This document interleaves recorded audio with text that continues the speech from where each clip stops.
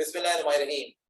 अस्सलाम वालेकुम स्टूडेंट्स, मैं हूं आपका टीचर फजल शहबाज खान और एक बार फिर आपकी खिदमत में हाजिर हूं अपने न्यू सीरीज जिसका नाम एडवांस्ड ग्रामर सीरीज है, उसे लेकर और उसके लेक्चर नंबर 2 के साथ।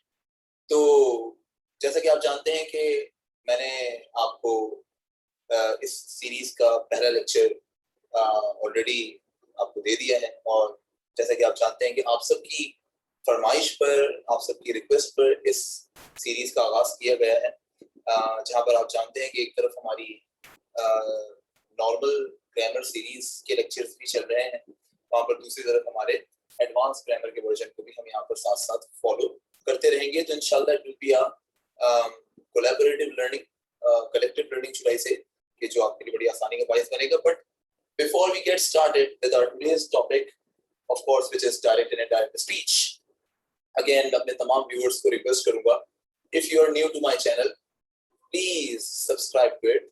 और subscribe करना काफी नहीं होगा, ऐसी वीडियोस अगर चाहते हैं कि आपको बिना रुके मिलते रहें, so please hit the bell icon to stay notified and stay updated, आपसे कोई लेक्चर मिस ना हो। और लोगों को भी बताइए कि इस तरह की चीजें उनके लिए कितनी फ्रूटफुल साबित होंगी। चलिए स्टार्ट करते हैं आज का अपना लेक्चर नंबर 2।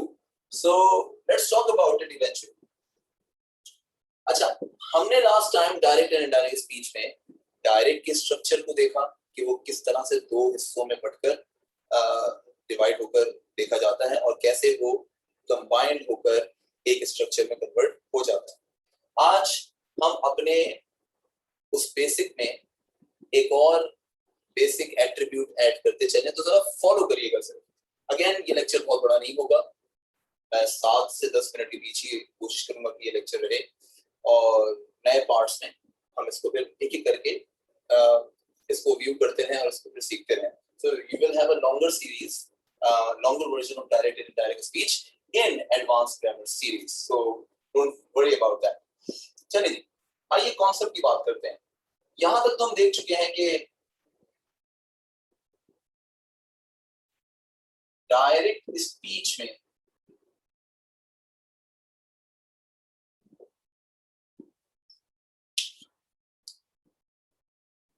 दो पार्ट्स होते हैं।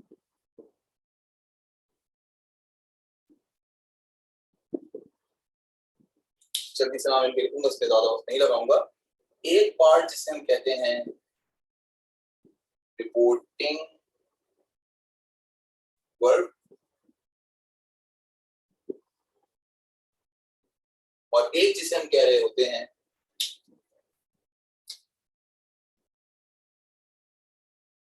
Reported word.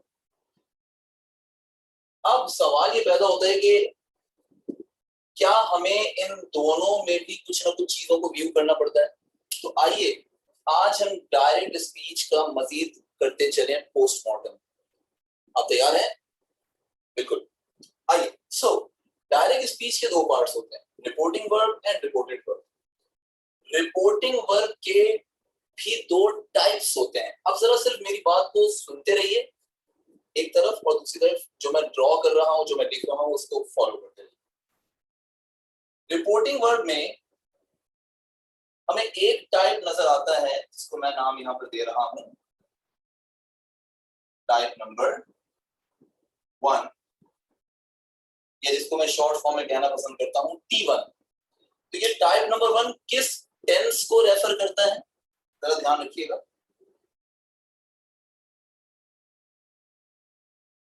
या तो ये रेफर करेगा प्रेजेंट को, या ऑफ कोर्स ये रेफर करेगा टाइप 1 में ही रहते हुए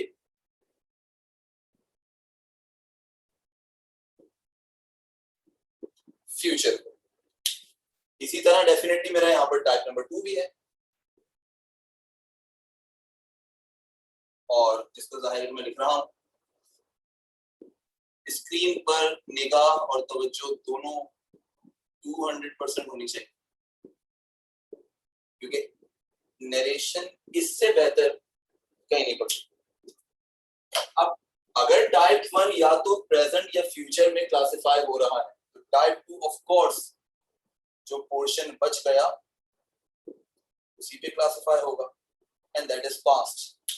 अब सवाल ये पैदा होता है कि मैं ये टाइप 1 और टाइप 2 रिपोर्टिंग वर्ब में क्यों देखता हूं। तो अब जरा ध्यान से सुनिएगा, डायरेक्ट स्पीच का ये जो पार्ट आपके सामने है ये दो हिस्सों में डिवाइडेड है। तो ये दो हिस्से दो अलग अलग जुमले हैं या दो अलग अलग क्लॉजेस हैं, पोर्शंस हैं, ध्यान में रखिएगा। यानी यहाँ पर जो मुझे एक रिपोर्टिंग वर्ब दिख रहा है जो कि जाहिर है कि इन्वर्टेड कॉमा से बाहर है, ये वो पार्ट है कि जो सेंटेंस नंबर 1 है। मसलन यहाँ पे लिखा हो सकता है he says to me, previous video में जैसे आपने देखा से की फर्स्ट फॉर्म आपको नजर आ रही थी, उस पर अभी बात हो। he says to me, तो ये अपने आप में, चले आप इसको मुकम्मल कहें ना कहें, लेकिन अपने आप में ये एक मुकम्मल जुमला है जो कि कॉमा लगाने से अलग हो गया। और फिर कॉमा लगते ही इन्वर्टेड कॉमा के अंदर जरा संभाल कर यहाँ पर हमारे पास एक और जुमला आ जाता है जो अल्टीमेटली हमारा क्लॉज नंबर 2 या सेंटेंस नंबर 2 बन जाता है। और जब हम इनको जोड़ते हैं तभी एक डायरेक्ट स्पीच इनडायरेक्ट स्पीच में कन्वर्ट हो रही होती है। Everybody knows that. अब ध्यान दीजिएगा, रिपोर्टिंग वर्ब में अगर के मेरा जो सेंटेंस है अगर वो प्रेजेंट टेंस का है या अगर कि वो फ्यूचर टेंस का है, मसलन अगर प्रेजेंट टेंस का है तो उसमें लिखा हुआ आ सकता है कुछ ऐसा, he says या he says to me, या लिखा हुआ आ सकता है कुछ ऐसा, I say या I say to you, या लिखा हुआ आ सकता है कुछ इवन ऐसा, he will say या he shall say, even he के साथ यानी will और shall लग जाए और फिर say की फॉर्म फर्स्ट ही रहे। अगर ऐसे लिखे हुए आ जाए तो ये प्रेजेंट की पहचान है यहाँ पर, और अगर ऐसे लिखा आ जाए तो ये फ्यूचर की पहचान है यहीं पर। अब सीन ये है कि अगर कि मुझे यहाँ पर प्रेजेंट या फ्यूचर में से कोई भी पार्ट मिल जाए तो मैं सबसे पहले पहचानूंगा कि ये मेरा टाइप नंबर 1 का जुमला है। किसका जुमला है? टाइप नंबर 1 का। और जहां इसके कंट्रास्ट में मुझे इसी जगह लिखा हुआ दिख जाए कुछ यूं, he said to me, यानी गोया से की फॉर्म मुझे सेकंड फॉर्म में दिखना शुरू हो गया। और सेकंड फॉर्म हम अच्छी तरह जानते होंगे कि हम वही यूज करते हैं जहां पर ना तो हम प्रेजेंट की बात कर रहे हो ना फ्यूचर की बात कर रहे हो। ऑफ कोर्स जहां हम डेफिनेटली किसकी बात कर रहे हैं? पास्ट की बात कर रहे हैं। तो ऑफ कोर्स पास्ट टेंस की अलामत आपको सेट से दिखेगी। तो अगर कि इस तरह की कोई चीज यहां दिखती है रिपोर्टिंग में तो अब आप समझ जाते हो कि मेरा जुमला भाई टाइप 1 का तो है ही नहीं, ये इस बार मेरा टाइप 2 का सेंटेंस है। अब ध्यान रखिएगा फायदा क्या है इसे नोट करने का। अगर मुझे रिपोर्टिंग वर्ब में टाइप 1 मिल जाता है तो ये जानते हुए कि रिपोर्टेड वर्ब में मेरा एक और सेंटेंस लिखा हुआ है और वो भी एक सेंटेंस है, तो उस सेंटेंस में भी ठंडे दिमाग से सुनिएगा और सोचिएगा, उस सेंटेंस में भी कोई ना कोई टेंस तो यूज हुआ होगा। मान लीजिए प्रेजेंट कंटीन्यूअस यूज हुआ है या कोई ना कोई स्ट्रक्चर तो यूज हुआ होगा। मान लीजिए कैन प्लस फर्स्ट फॉर्म लिखी हुई है, यहाँ टाइप 1 मिल गया या प्रेजेंट या फ्यूचर, और यहाँ पर मुझे प्रेजेंट कंटीन्यूअस मिल गया। तो इसका फायदा क्या होगा? जब यहाँ टाइप 1 मिल जाएगा डायरेक्ट में और जब हम इनडायरेक्ट में जा रहे होंगे तो टाइप 1 के जुमले को इनडायरेक्ट ले जाते हुए जो रिपोर्टेड वर्ब में टेंस होगा अगर वो प्रेजेंट कंटीन्यूअस है तो प्रेजेंट कंटीन्यूअस ही रहेगा, वो चेंज नहीं होगा। अगर वो कैन प्लस फर्स्ट फॉर्म है तो वो इवन इनडायरेक्ट में जाते हुए भी कैन प्लस फर्स्ट फॉर्म ही रहेगा, चीजें चेंज नहीं होंगी। जब रिपोर्टिंग वर्ब में आप क्या यूज कर रहे होते हो? Type number 1। और जहां यहां पर आपको टाइप नंबर 2 दिख जाए तो अब आप मेरे ख्याल में इसका जवाब खुद ही दे सकते हैं। क्या जवाब होगा? पॉज करके जवाब दीजिएगा।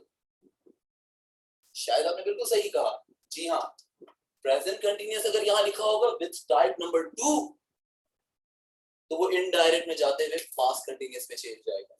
Can plus first form of verb अगर लिखी हो in the presence of type number 2 तो वो इनडायरेक्ट में जाते हुए कुड प्लस फर्स्ट फॉर्म में चेंज होगा। अब वो स्कूल और कॉलेजेस में जो आप रिटोरिक्स किया करते थे ना, can becomes good, may becomes might, will becomes would, shall becomes should, ये सारी चीजें इसी चक्कर में ऑन हो जाती हैं, लेकिन आज आपको क्लियर हो गया होगा कि ये यूज आप कब करते हैं। ये यूज आप ब्लैंकली हर जगह नहीं करते, ये सिर्फ आप यूज करते हैं कब, जब आप टाइप नंबर 2 को रिपोर्टिंग में देखें और रिपोर्टेड में आपको जो स्ट्रक्चर दिखे, जब आप इनडायरेक्ट में आए, बिकॉज ऑफ टाइप 2 आप उसे चेंज करें। आज के लेक्चर में हम सिर्फ इस बेसिक पर बात करेंगे, कर चुके हैं इनफैक्ट, अभी के और लेक्चर मजीद तवील ना हो इसलिए इसको यहीं पर रोकते हैं। इंशाल्लाह ताला आपसे मुलाकात होगी अपने नए लेक्चर में। अब ये लेक्चर का सिलसिला मैं बिल्कुल नहीं रोकने वाला, मुझे ऐसा लग रहा है कि मैं रोजाना की बुनियाद पर आपको शायद मल्टीपल लेक्चर्स इसके जरूर दूंगा, क्योंकि मेरा एक मकसद है कि इसकी बेसिक्स खत्म हो तो जल्दी से हम इसकी सेंटेंस कन्वर्जन्स की तरफ, पैराग्राफिक कन्वर्जन्स की तरफ ग्रेजुअली यहाँ पर जरूर आए। एंड डोंट फॉरगेट कि ये टॉपिक आपके हर लेवल के लिए बहुत यूजफुल, बहुत सूटेबल है।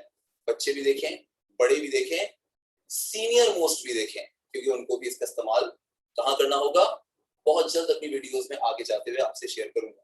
तो आज के लिए बस इतना ही। तो शहबाज खान को दीजिएगा इजाजत, और जाने से पहले एक बार रिक्वेस्ट करूंगा, अगर आप मेरे चैनल पर नए हैं, मेरे चैनल को लाइक करिए, सब्सक्राइब करिए, मेरी वीडियोस को शेयर करिए, और खुद तो बेल आइकन पर क्लिक करना ना ही भूलिएगा। Till we meet next time, it's good bye.